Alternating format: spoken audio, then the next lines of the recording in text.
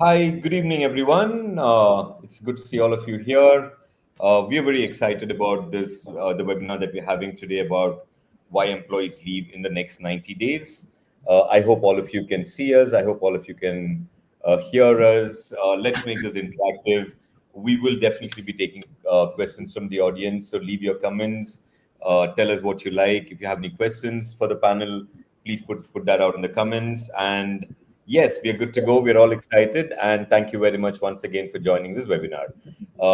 Before I start, I'd like Ashna to introduce the panel to us. Before Ashna starts, extremely grateful. Thank you very much for being a part of this panel. Really appreciate the support that you've shown us. Over to you, Ashna.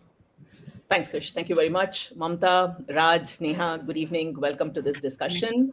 I'll start with Mamta Bhatt. Mamta is not your typical HR leader. She's a strategy whisperer at TTK Prestige. I'm sure all of you have heard of that one. She's also an ICF certified coach who knows how to turn insights into real business impact with her rich expertise across learning, performance, and people development. Mamta doesn't just manage HR, she actually reimagines it one transformation at a time. Mamta, thank you very much for taking the time out and being with us today. Welcome. Thank you. Uh, Neha Singh is next on our panel. Neha is a seasoned, award-winning L&D powerhouse at Kalpataru Limited, which is a leading real estate development company. From driving talent transformation to building future-ready capabilities, Neha crafts learning journeys that not just checks boxes, they actually change mindsets. Her academic credentials and industry experience make her a valuable leader in shaping Kalpataru's people-centric culture. Neha, very happy to have you on board with us today. Welcome. Thank you so much, Thank you. Last but not the least, Raj Kamal. Raj is a strategic HR consultant, leadership facilitator, certified coach, and a practicing psychotherapist. He has held previous roles of VP CHRO at Concentrix and Minax.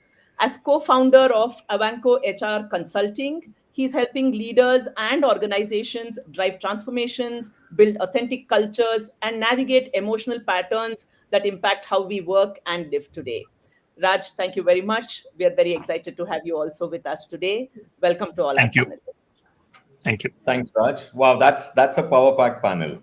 Cool. So, Yes. as part of the format, what we're going to do is to ask each of you questions, throw some light, and then we'll pass the question around. All of you can pitch in your ideas, your thoughts on, on the whole, problem and challenges that employees face, and also the attrition challenges that organizations face when employees leave in the first 90 days.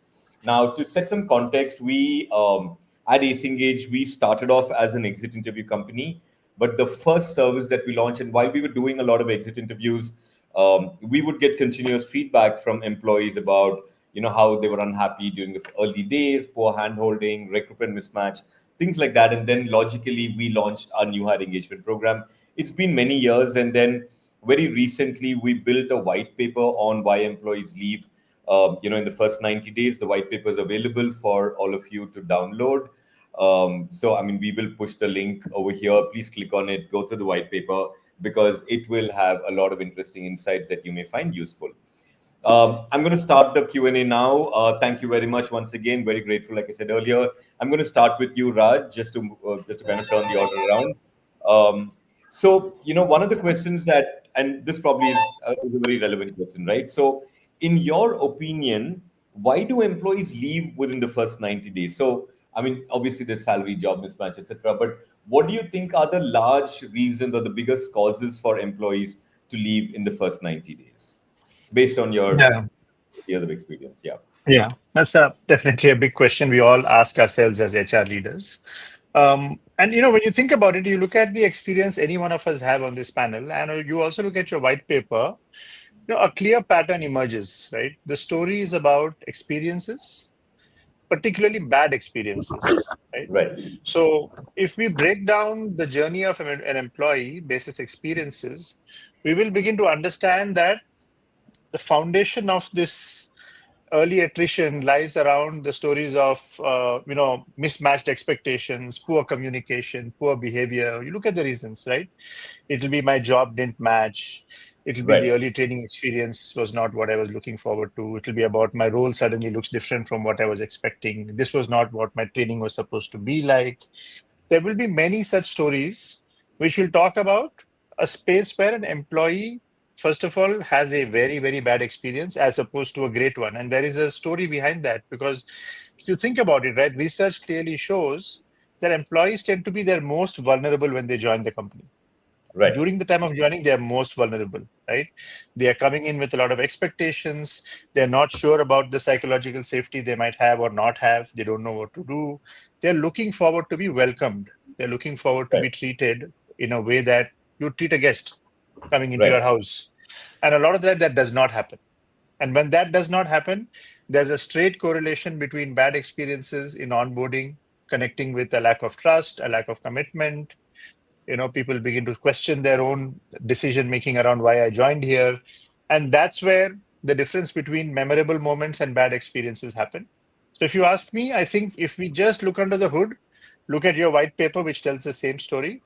What are these bad experiences? The story of these bad experiences will change from company to company, industry to industry.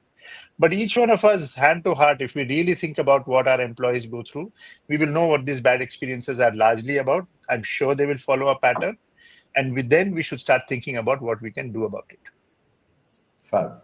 Perfect. In fact, when I think you brought an interesting point, right? And I think that what we have noticed is that even if you look at overall brand perception and stuff, there is enough data that suggests that employees in the first 3 months talk about the company a lot more than people who've been working there for the last year or so, right? And therefore, the need to take care of these new hires so much, because they are actually promoting or not your brand to the larger audience, friends, family, ex-colleagues, because everybody's asking them, dude, you join a new company, how was your day one, how was your day week one, stuff like that. And therefore, I think, it is extremely critical. Mamta, Neha, do you want to add something to that question?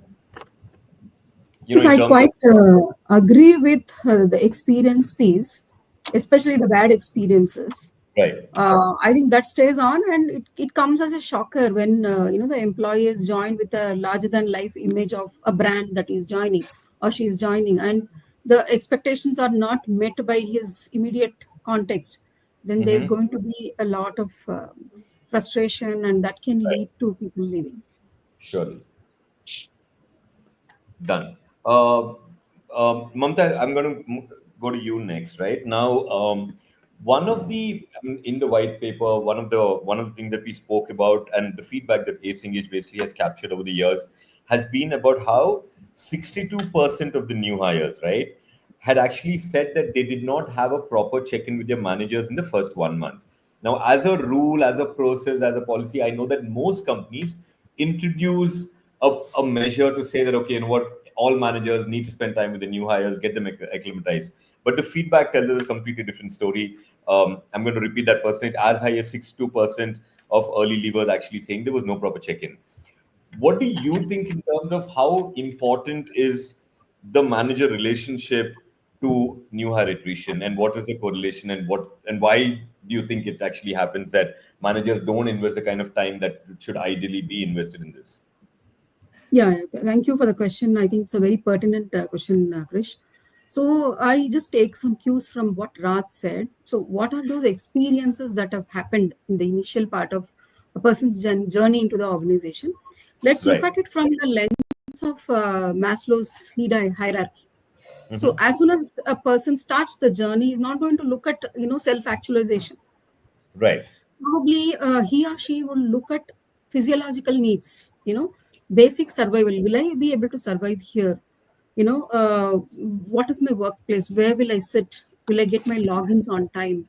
Will I get my laptop on time? What are those accesses I should have? Where is the washroom? If a person is unattended on his day one or first week, that is going to create a lot of disconnect. Maybe it is not planned that way, but it gives a very, very wrong message to the employee that I'm not cared for. Probably this organization doesn't value me.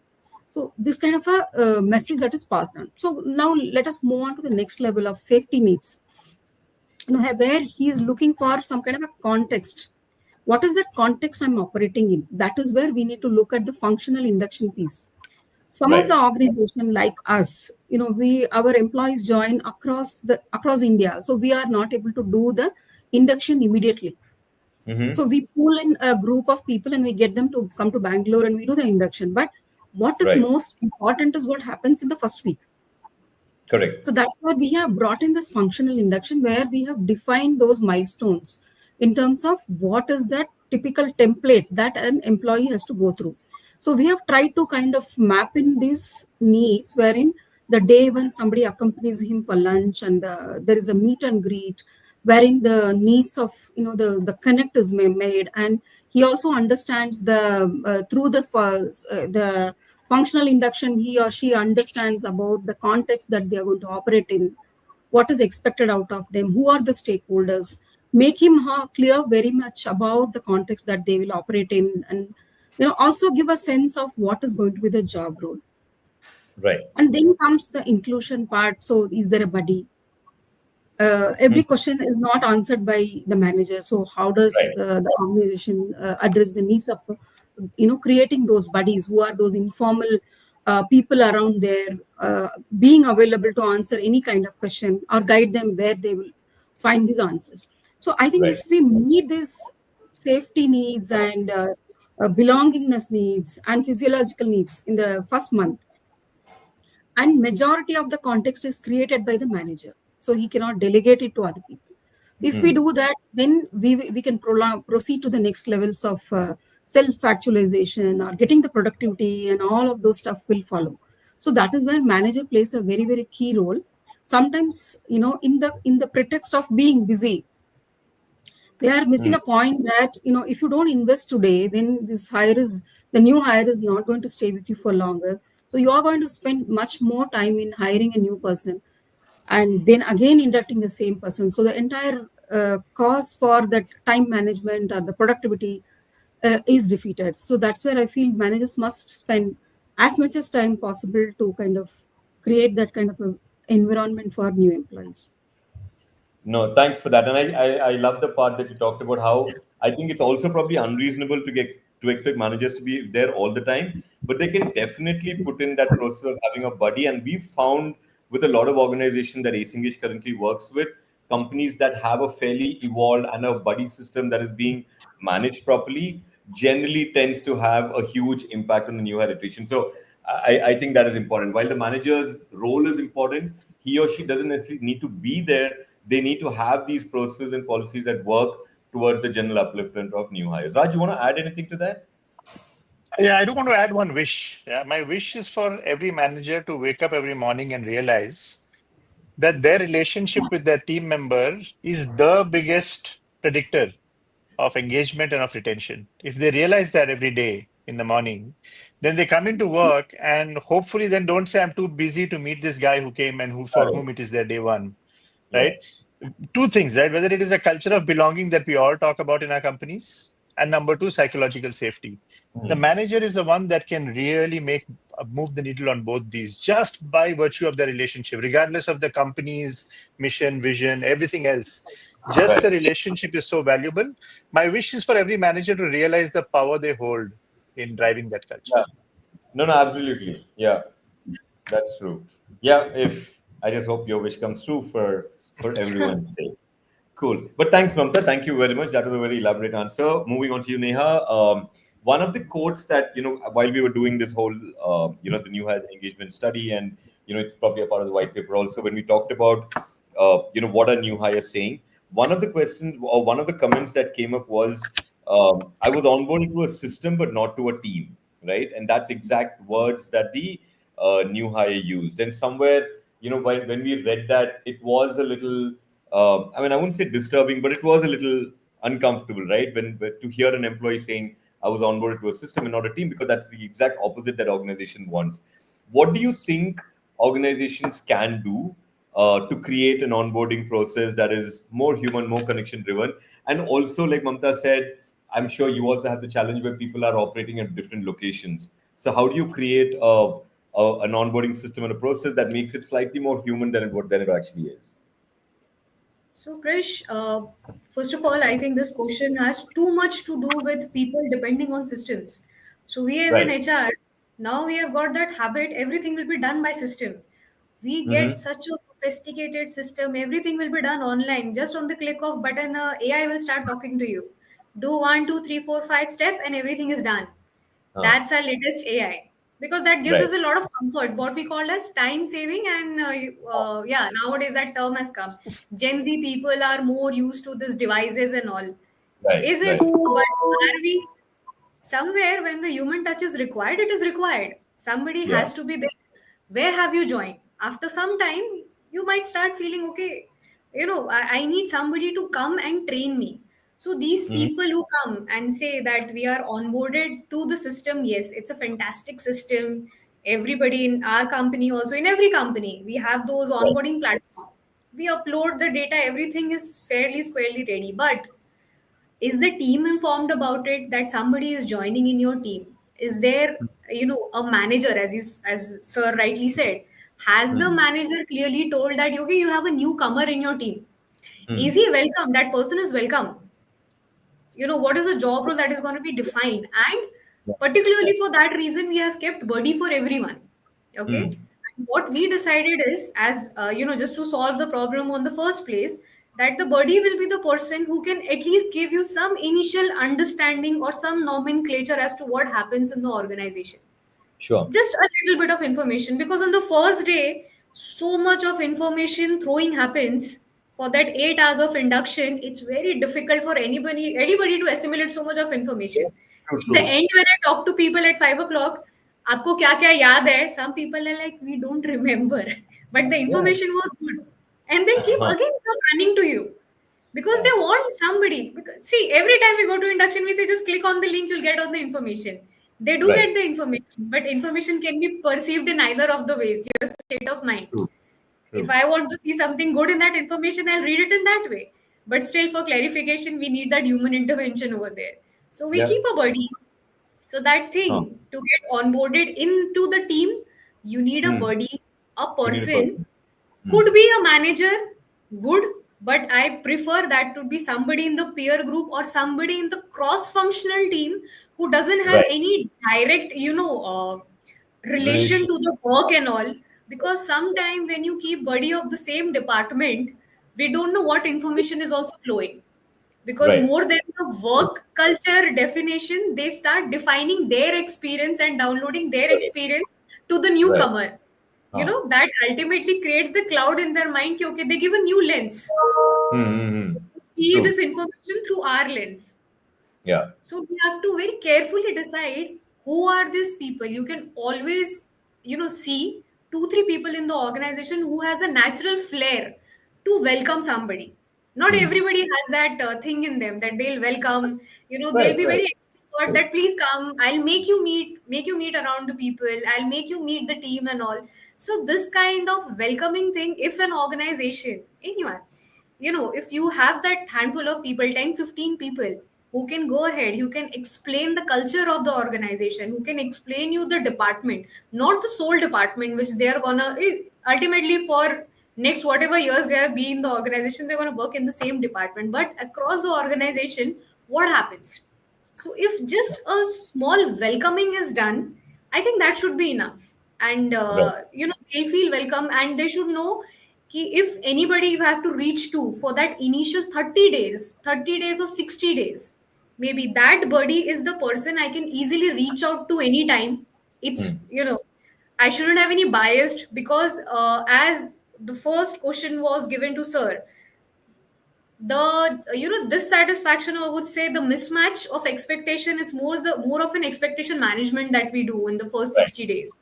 Fair point. Because Yeah. people, when the employees are coming, they come with an expectation and a comparison mind within themselves, because they have left one place and they have come up to a new place. That's a comparison mode, and everything around them is running behind. This is the expectation, this should be it. Like, if it's meeting my expectation, yes, otherwise no. Yeah. So it's everything psychological. Everything is psychological. In fact, I was talking to a HR leader the other day, and he said that with this whole advent of technology, ChatGPT and all of that, chatbots and all of that, he said the problem with that is that somewhere that accountability is like, who owns it? Like, whose problem is it? So Correct. earlier, at least you could pinpoint the buddy or the manager or the HR and say this was your responsibility. But when you have technology, sometimes that accountability and ownership levels are dropping because people believe that that's not my job anymore, right? While it could be a good method, and that's something that we need to fix. Mamta, do you want to add anything to what Neha said? Yeah, I want to just add that there are a lot of options today to choose between tech and touch.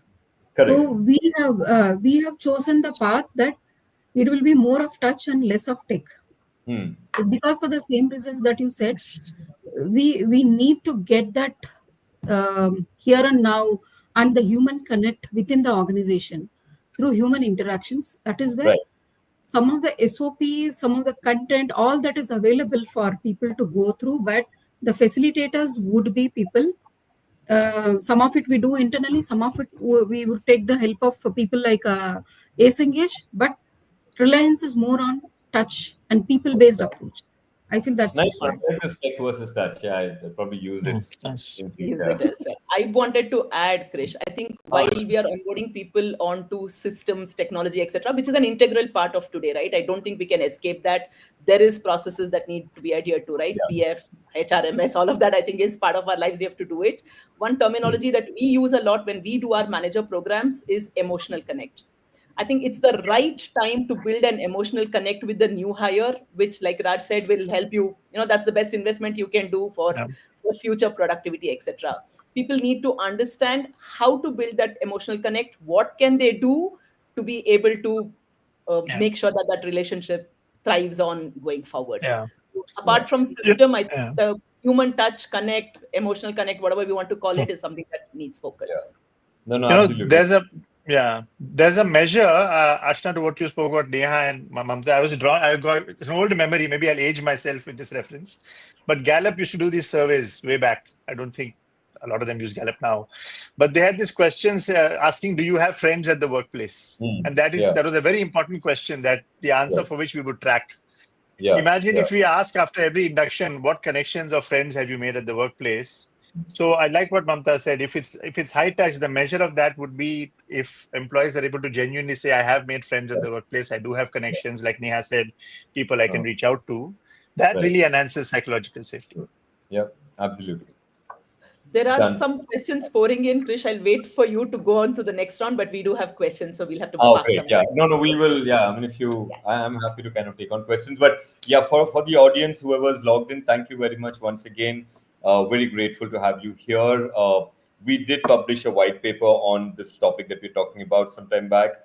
The link is available in the comments. Feel free to download it. I'm sure you'll find it very useful. Cool. So Raj, I'm going to move to you next. One of the things that we constantly hear about, especially around new hire attrition and new hire engagement, is where as high as 47% of the employees actually have told us that there's a mismatch between the job description given versus the actual work that they're doing. Maybe they don't necessarily leave because of that, but there is some level of mismatch between what I expected versus what really happened in terms of the job description. I empathize with recruiters because I also believe that they've got a tough job on hand. It is not a great market. You have to hire crazy numbers. Nobody's worried. And I think I feel very bad because in a lot of organizations, I've seen the way they address attrition is to hire more people, right? Which is probably the most expensive and the most inefficient way to do this, right? But that's what a lot of So, companies do. Attrition. How do you solve attrition problem? Hire more people, and therefore you're compounding the challenge for the recruiters. Now, given that the recruiters have this challenge, and employees are now telling us that, dude, you know what? There's a huge variation. I mean, there's 47% of the employees saying there was a mismatch. What do you think can be done to bridge this? Because at the end of it, you need to solve this challenge, right? Where people actually come in with full knowledge of what they're going to be doing and end up doing exactly what is being told to them. So, how can this bridge be gap? I agree. And I think the first step is to define the problem in Right. a way that we can now go for the right solution. And I think the way I define the problem in response to this situation you described is that this is a visibility challenge. And I define it as a visibility challenge. There is a clear opaqueness between what a candidate sees, views, hears, gets versus what's inside the organization. There's some opaqueness. Now, Sure. I agree with you. It's not deliberate. It's not like the recruiters are, getting in to do a bad job. But the pace at which recruitments happen, the way we ramp up, especially in, I'm talking about hiring, which is, bulk in nature and large numbers. Sometimes, unfortunately, it happens even in senior leadership hiring. How do you solve for visibility, right? That's the question which I think we should look to answer, right? And generally, how structured and how organizationally and culturally sensitive are our interviews is a question I would ask. If you look at our interview process, how structured is it? And how culturally and organizationally sensitive is it, right? Because and I remember in my own personal experience that whenever an important thing as a hiring manager I would have is that my candidate comes in with their eyes open. I'd always say that I really want you to come in with your eyes open. You should know all the great and all the horrible things that you're going to experience when you come in, right? Even if you're not going to get your laptop on day one, I want you to know it before you join. That shouldn't be a surprise. Because I know my system, right? I know that you might not get your laptop on day one, you'll get it on day 7. At least be honest about it. This is a small example, anecdotal. So I think these culturally, and there are organizations I see who do 14 rounds and 12 rounds and 10 rounds. And I wonder, does that help? Or is that just more and more hiring managers, exerting their importance in the process? But that's number one. If I had to take one more, I'd say there is a value in involving hiring manager and the hiring team early in the process, because a lot of the time recruitment process is run by recruiters and people who are not directly going to be engaging with this person and their work environment. Right. So if we involve the future colleagues and future hiring managers and hiring team into the process, they can be trained to then start exercising transparency. Right. What sort of information so there should be disclosures happening in an interview that people should be trained for. Normally, we are all trained to advertise our companies, saying we are the best company in the world, we are a great place to work, we are this, we are that. But we don't sometimes offer disclosures that we should at advanced stages of the interviewing process. And I wonder if that's something we could probably benefit with. Right. And finally, I'd say that even after we join, mistakes will happen. Gaps will be there. Can we catch them early? And this is where, whether it's AI, which is great, I'm not against it. Whether we use AI or tech or touch, I like Mamta's term. Whether we use tech or we use touch, can we capture mismatch in expectations very early in the process? Because we can still salvage. The person should not be sitting on this matter for weeks with nobody to talk to. Right. Yeah. No, in fact, on this expectation, earlier when I used to work in hotels, the way they would, the definition of delight or misery is expectation minus reality. So you walk into a place expecting something and you don't get that, you're going to be unhappy. But you walk into that place and don't expect something, but you get it, you're going to be happy. While the experience can be absolutely same for both of us, but I'm expecting. So I think, if you can somewhere bring that expectation down to as close to what reality is, there will be no dissatisfaction. Yeah. Right. Neha, you want to add something? So generally, Krish, what happens now? People takes that JD too seriously. This is what I feel. Now JD also they feel आपने JD में ये बताया नहीं. Well, that's not a legal documentation. That's just a prototype. Somebody has designed it. Now people sometimes feel HR is one function. People expect they should know all the jobs. Start from the pew to the CEO of the organization. You should know the JD of everyone. No, we are not Bible. Correct. Yeah. Creator of that role. Okay, this role should have 1, 2, 3, 4, 5 things. Just as a liner, as a requirement, we can say. It's a recipe of that position. Now, it might have -1, -2 also. That definitely depends on who is the interviewer, who is going to ask you that question, and who is an expert in that job role. It's between them. How many questions are you asking? What the person wants? It's a conversation that happens between them. So how much clarity do you want of that role? What you want? Like a simple questions. What addition can I do to that job? Like people sometime no. I think it's 90% of the people say, I want to change my job for growth. Okay. But they never ask a simple question in the interview that this is the thing that I'm doing in my next job. What additional you are expecting me to do? That is growth. Now we will ask that question. But they'll always say, okay, you're not giving me additional job. Additional job is very different thing. Growth in terms of job and your experience and nurturing the talent is a very different thing. So Yeah. right question not asked at the right time. So that they call as a mismatch in expectation. Hmm. If the base is not clear, mismatch will keep happening on that, and you'll build a tower on that mismatch expectation. So Yeah. that happens with JD. That's to be blamed. Hmm. No, that's an interesting observation. I think it's important for all of us to actually probably as a process go relook at what the JDs are, because it could probably be Right. something that was done a long time back and we're just running along with it. But because to be fair, from an employee standpoint, also, I mean, if you're given a JD, he or she's expecting that JD to be as close to reality as So possible, the right? normal conversation also, Krish, if all of would have done a recruitment at one phase in our life, the first Surely. question that we generally ask the other person is like what you have done, and they'll say it's a normal role that we have done. You must be aware of, and this is the same question that we receive from other side also. You must be Right. aware of this position. This is same role we are talking about. Right. So nobody has the first question right on the first place. Yeah. So Yeah. No. we expect Yeah. what can happen later on. No. Interesting. Managing expectations, I think, is the key to all That's of this, correct. right? Like Managing Raj said, I think no expectations. surprises. It's important to make sure Asking that right this is a question true at picture the of right life. time will take you to the right position. If you have not asked, somebody else is going to drive your car. So don't Hmm. ask them, why did I reach that destination? You never ask the right questions. No. Yeah. Nice one, Neha. Thank you very much. Mamta, over to you. I know that new hire is something. I mean, I know this since I know you personally. Also, I know that this subject is very passionate to you, and I know that you, as an individual, put in a lot of effort towards improving new hire engagement with your organization. Just wanted a little story from you in terms of has there been ever an instance or a case? I'm sure there were many, but maybe something interesting where you can talk about where there was somebody who was at a risk of leaving, but your team managed to turn it around. It could be experiential, and I'm sure it will be a learning experience for many people who are listening today. Absolutely. So this is a very interesting question, Krish. So for the, you may be aware and Ashna may be aware, for the benefit of the viewers, I would be saying this. So we have a process called 30, 60 and 90 days. So at the 30th day, there is a trained counselor who speaks to all the employees, likewise in 60th day and 90th day. So what do we get out of that? So we get a lot of inputs that throw us who are the employees, those are on the verge of considering to leave, who are all the employees, those are the employees not really comfortable in the current setting. So we classify them as red cases and amber cases. Right. We speak to them. One of the HR person speak to them and understands what is the context that they are referring to.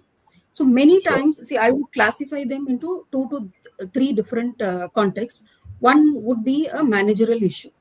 So manager Okay. is not hand holding, manager is not giving time or not solving the immediate problems. It could be a managerial issue. Or second is it could be a collaboration issue. The immediate environment, manager may be supporting, but the other departments, the people who are the other stakeholders who are coming in touch with this employee are not very supportive. So it is Hmm. posing him issues in the execution. The Sure. third level of issue would be systemic issues. He can't correct it, none of us can correct it immediately, right? Hmm. So what do we do with the systemic issues? So the first and second case, I go back to the concerned stakeholder and have a conversation. Initially, there was a lot of resistance. People took it as a complaint. Oh, you told the HR about what's happening. Why didn't you come to me immediately? So, like Neha said, you didn't ask me, I didn't tell. Hmm. Question was not, so I didn't say, but somebody else is asking me very patiently. So I'm telling him or her the problems. So now that we have been doing it for a long time, there is a lot of maturity on people to take it as a Right. feedback and not as a complaint. There are no knee-jerk reactions anymore. So things are corrected. There may be smaller issues or larger issues, as the case may be. So those get sorted out. Now coming to the systemic issues where there are no solutions immediately. It may be a Hmm. policy Yeah. issue. For Like sure. what Raj said, be honest about it, be transparent about it. True. Say that it is not solvable immediately, but however, we have raised it with the concerned people. So people are happy with that. They're not expecting you to turn around everything. All that they're asking is there anybody listening to me? And if they're listening, what are they doing with the data? So once we are able to do that, we are able to see that quite a number of people have stayed back. They've continued the journey. And we also share a lot of stories about our organization, wherein when they come and meet us in the third month, we tell about the kind of struggles we underwent, You know, in the past, you know, when one of our pressure cookers was launched and it didn't do well, and then we had to take back the entire pressure cooker back, and what was the financial implication of it, how the organization stayed together as a resilient company to overcome that. So I had a benefit of listening it from various leaders of my organization in the Interesting. induction program, and surprisingly each one would tell their own version of it. So the finance CFO would say from the financial angle, and the marketing head would say from the field perspective, and managing director would say it from the strategic viewpoint. So I've had the benefit of this, listening to all of this, and they will all connect it back to resilience. So we would say that, see, don't judge the company by those experiences, what you're seeing within 1 month, 2 months, or 3 months. This company is a greater company, and we have all seen that greatness. So stay Right. back with us, have patience, and this is our reality. Certain things are not in place, but we are trying. That's why we have people like you to give us feedback. So these kind of open conversations have helped us to kind of gain their confidence, and people do have stayed back and have turned out to be very good performers. Some of them are leading teams, and some of them are doing remarkable jobs in their own careers. No, I really like what you spoke about transparency, Mamta. Like in our surveys, a lot of times when we're talking to people, a lot of them tell us that there are times that we just want to talk and express our problem. I'm okay if the company cannot solve it, and you're right. I mean, not all problems can be solved, but somewhere at least if the organization gives me a listening ear and also maybe explains to me why they can't bring in this change, right? There could be something that I don't understand. It could be money, it could be process, it could be many things, but it is important to allow people to express. And so I know that when we're doing engagement surveys, a lot of times we get feedback from clients saying, don't ask this question because we know what they're going to say. But I'm saying, let them talk, let them express, let them say what they have to say. And then you go back. And so expression is important. And I think we should all work towards creating a culture where people are able to express themselves, irrespective of whether we know it or whether we don't even have a solution. And that's why I think transparency is really important. Ashna, do you want to add something in terms of our experience with clients? So like Mamta said, right, the idea, there will be issues, there could be mistakes that have happened, there are things that are not working well, but what is important is how that is picked up, how it is dealt with, and like we standard line, right, identifying the dissatisfaction, correcting it before it becomes a resignation. I think that part is a very, very crucial part that internal teams own. People can vent out, we know the issues, but what we do about it is very important, and we've seen passionate teams like yours, Mamta, where clearly that has been worked upon, you've seen the results, etc. So and I I read an just want interesting. to add something to what Ashna said. This kind of deep listening also is, in a way, gives us a lot of insights about market. You know, when the Right. new employees come in, their lens is very different. They are not yet internal, so they see it from a very, very neutral perspective. Certain things that are not occurring to our eyes, having been there, done that, so they are able to spot those abnormalities. So lot of insights about what we are not doing well, about the processes they bring in, so that really helps. Yeah. No, fantastic. Thank you very much for that, Mamta. Neha, I'm going to switch to you. I know data is something that you're also equally passionate about. When we look at everything that we're measuring in the first 90 days, right? Are there any early signals that you think leaders should track? Right? I completely appreciate what you said about asking the right question, but are there any early warning signals that managers tend to overlook, which is actually very evident, and if you pick that up, you'd be able to solve it, but we tend to overlook it for a variety of reasons? So the first thing that actually managers should do, which I also keep telling people, is to go and check with your managers to define their goals. Mm-hmm. What are they for? We generally take care of many hardwares around. Whether you've Right, got the machines, whether you've got the bags, you've got the things to operate, you design everything around them. right, But what exactly are they hired for? For the job. Is that defined clearly? Is that on place? That is more important. right. Because when the conversation also keep happening, you design hundreds of activity around them. But one thing that plays a very important role for a retention is a meaningful job. If your Sure. employee is engaged in a job, not on those fancy activities and all that. That keeps happening. Those are additional things, add-ons. Right. If that happens, it's good. That is something good to have, miscellaneous. But an employee which has a nurturing job in hand to do, if they see and feel the importance ki, okay, I am being hired, I was required to be the part of that team, they'll ultimately, feel that responsibility that, okay, I should be there. So these are some True. early signs. Whether the person we have, so in 30 minutes of interview and interaction, it's little difficult to gauge, the So, person is culturally fit or not. So to mm, make them understand, okay, this is the culture of the company, this is how certain things happen, because everybody comes from a different culture. So now, what happens at the macro level of the company, the culture of the company, the culture of the department, and the culture of the team, everything is very different. It's very right. different. Culture of a team is definitely defined by your HOD. Culture Mm, of the company is designed by your owners. So these are very different places. So when an good. employee comes there, when an employee is joining, they need to understand how exactly your department functions.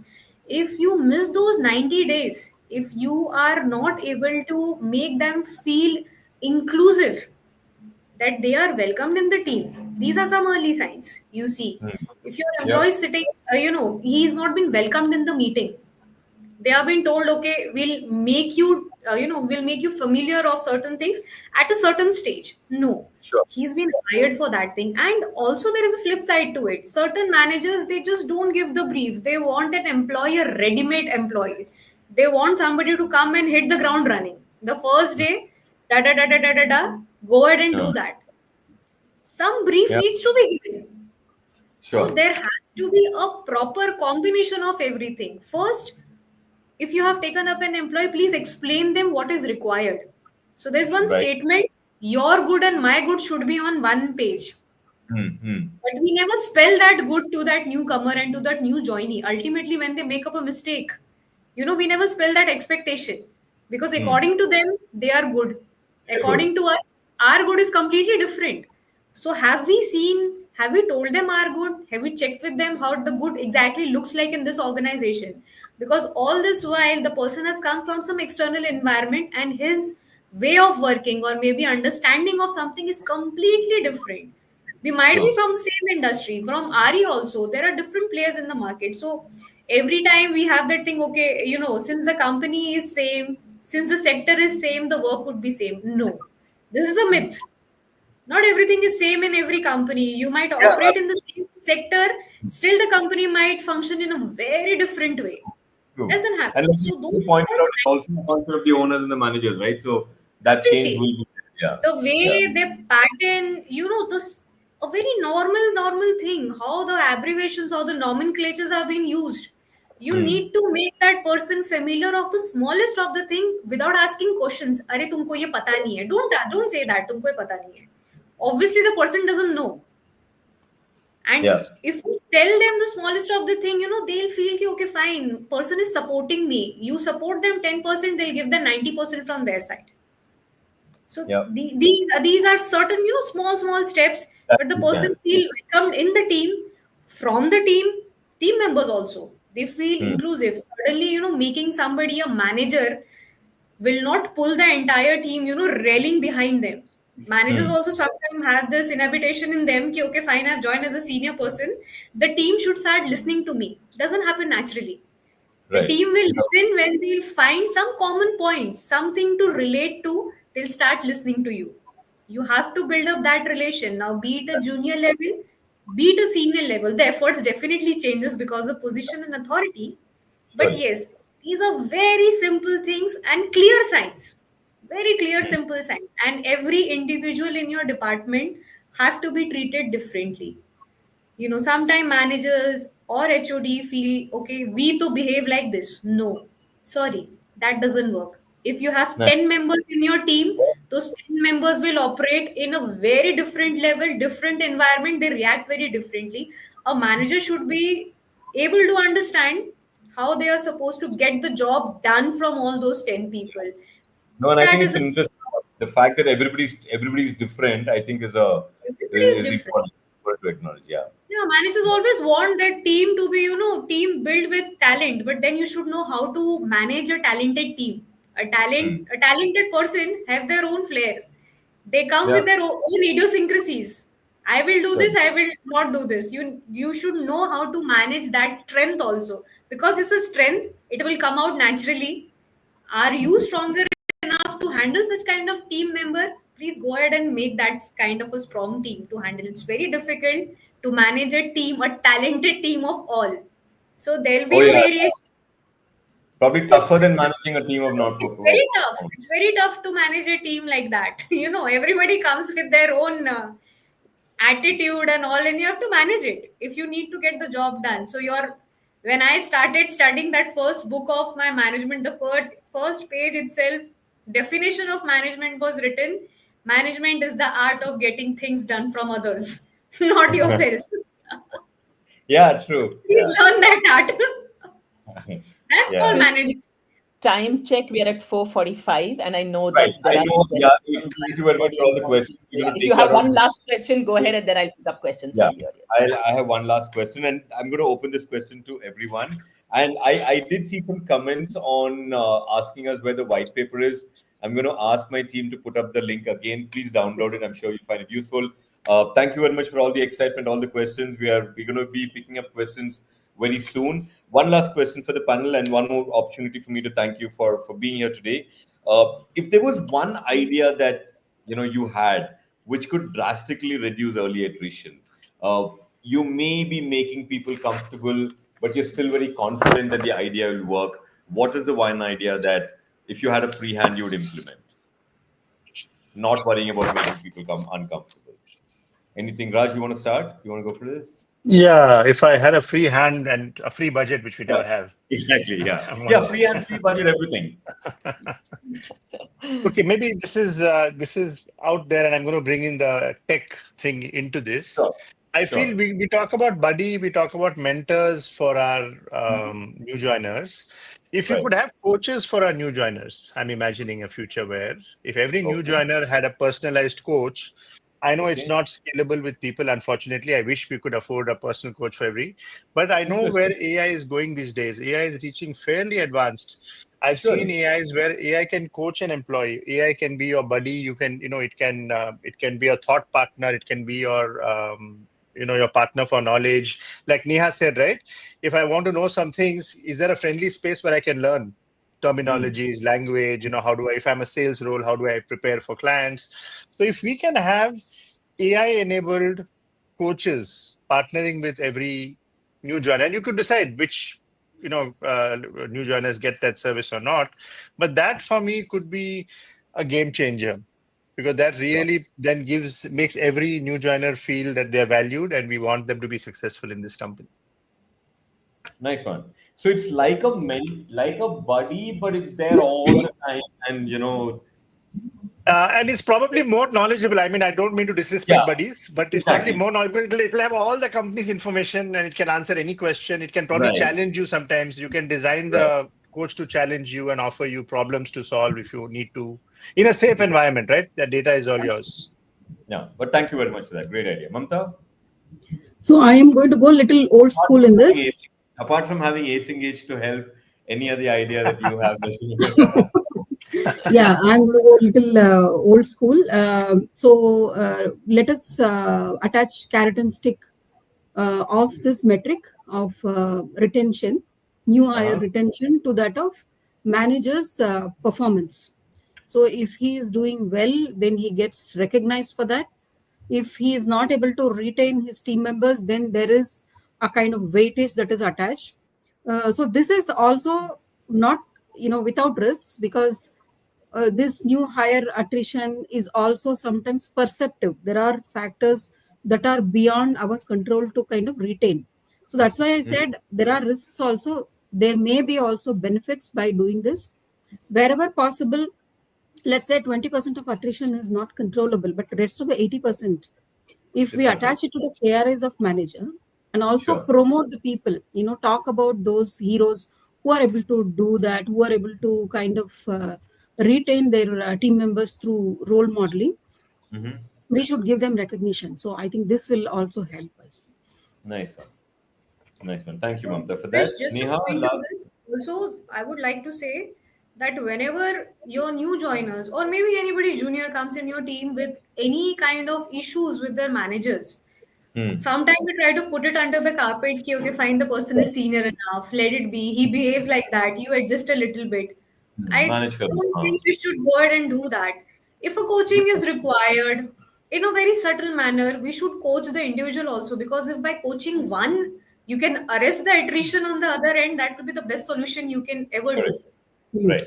Sometimes Yeah. what happens ultimately, even though the person is talking to us, they expect a solution, they expect a correction from our end. Maybe not immediate, but over a period of time. Otherwise, what happens? The word of mouth publicity said, ki, okay, fine, even if we talk, nothing is gonna happen. The person is a holy cow. Kuch nahi hoga. He's been in the organization for a very longer time. So we are the one who's gonna get blamed. So rather not even complain. They'll stop raising the red flags also after some time. So what kind of message are we spreading? So if a training is required at this end, if we take care of employee, we should also see that if at all there is a scope of training or a coaching in your senior leadership also. With the time, some adjustments are required, because you'll get all the new teams now. The old ones, it's all the new team. If you are finding it difficult, to accommodate them, some kind of coaching, some kind of tweaking, some middle point for both of them can actually work wonders Yeah. for the entire team. True. True that. Yes, thank you very much. Clearly a subject that a lot of us are passionate about, going from the excitement on the chats and with the panel members. For the panel members over here, just click on the comments tab. There have been some comments which are directed to you. Please go through it. Many people agreeing, many people thanking, etc. But Ashna, do you have a few questions from the audience that you want to pick? I know we're running short of time. Yes. There are some questions that I think we have answered as part of this. So the ones who've raised your questions, I hope you've got your answers. But the topics that we haven't touched upon, I'm going to pick up those.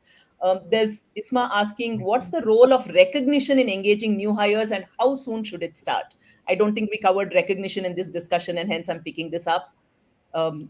Any of you, whoever wants to pick up the question can do.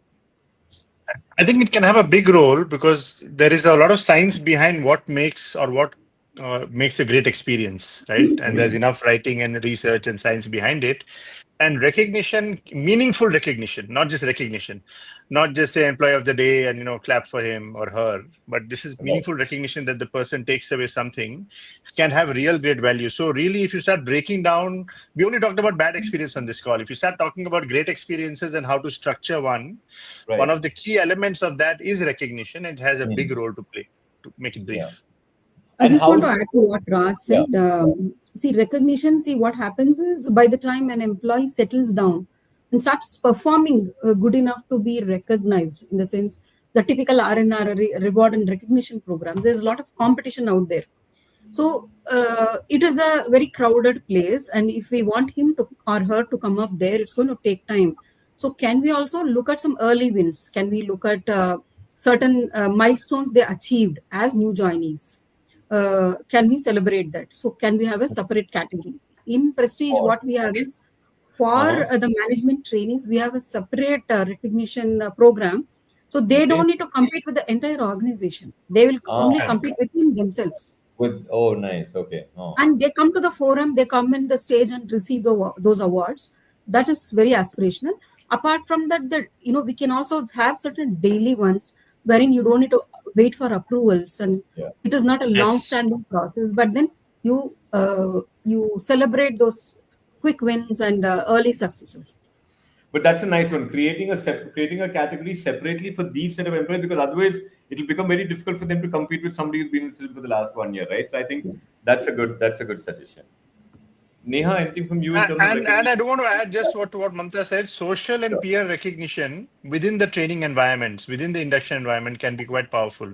Right. Because it then creates a little bit of a community. If it's handled well, moderated well, social and peer recognition using technology where necessary, because we all need tech for scale nowadays, right?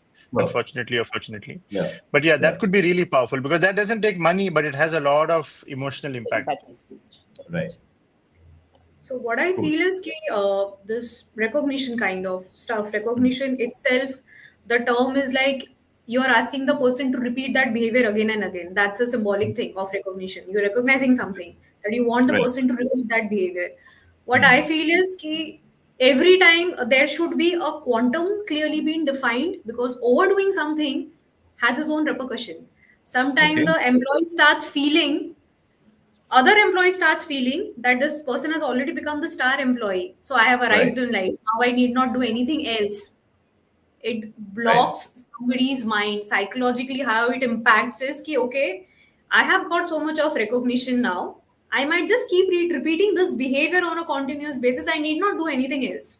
And Hmm. others get a message ki, okay, fine, this person is already doing it, I need not do anything in this field, anything as Hmm. such, this has already been done by him. Kuch bhi kar lo, isi ko milega. Correct. that The kind negative of a psyche, impression.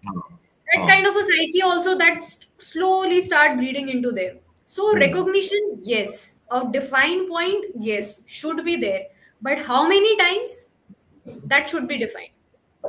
How many Got it. times we award one behavior should be also clearly defined. Usually we do it in PMS also, that if a person like a management trainee or a new joiner is performing very good, we still Mhm. try to maintain how exactly are we gauging that person. We are recognizing the person and also giving that caveat that, okay, there is some scope, you can do still much better. Right. That shouldn't Yeah. create a hindrance in their mind that I've already done everything good. Yeah. No, that's interesting. I think, yeah, we should also manage how recognition is being given, because like I also know that there are times that people, it's almost like like I have to eventually give it to everybody in the team. So it's Yes, more a correct. formality than the best person getting the award, right? So I think we Because should see, be Krish, conscious. sooner or later, employee will start trying to, they would. Everybody of Ah, us does. That right. if the recognition is this, why the numbers are not speaking? Right. That immediately gets attached to the numbers. Yeah, it Right? should. Yeah. If you want me there, then why the numbers doesn't speak for me? Yeah. Cool. Ashna, any other question from the I'll pick audience? up one last question, and I think there are two questions, and I don't think we can not have a Gen Z in the picture, right? So there's a question about fresh graduates versus tenured. Should there be difference in the way we are, engaging with them in the first 90 days? And another question is, should we do something different for Gen Z new hires? So I'm going to combine the two questions and put it out to the panel, saying fresh hires, tenured employees, Gen Z. Is there a difference in how we engage them and how we manage them in the first 90 days?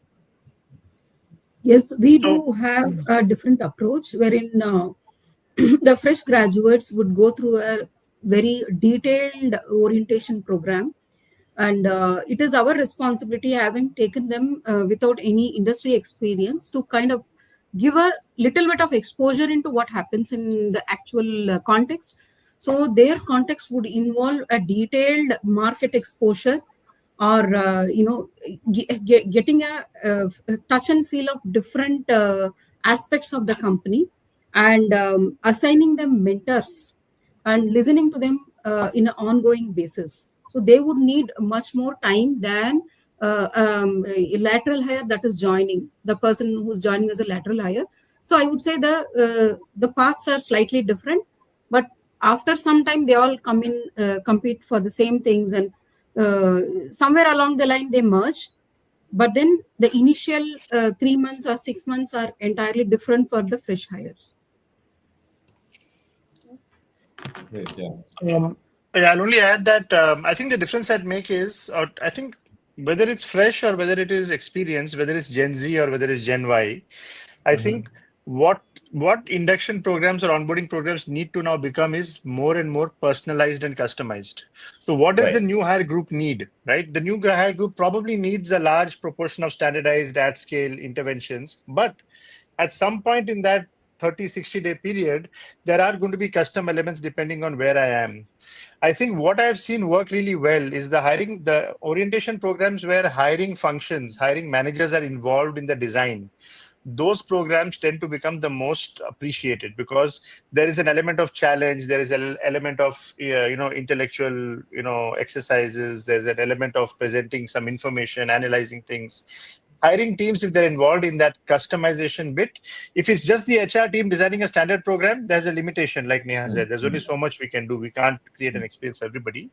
So customizing and personalizing, how can we get our hiring managers to participate? And I've seen that, especially in sales and marketing functions, I've seen them sometimes do the best jobs in onboarding their teams because we know how valuable that function is and we need them to hit the mark running. So that probably is a very crucial element. No, thank you very much for that. And unfortunately, we don't have time for any questions, but thank you very much from the bottom of our hearts. Really appreciate it.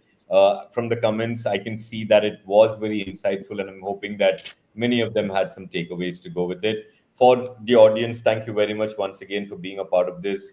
Very grateful. We have a white paper available on this subject. We think it's very cool. Please feel free to download it from the website.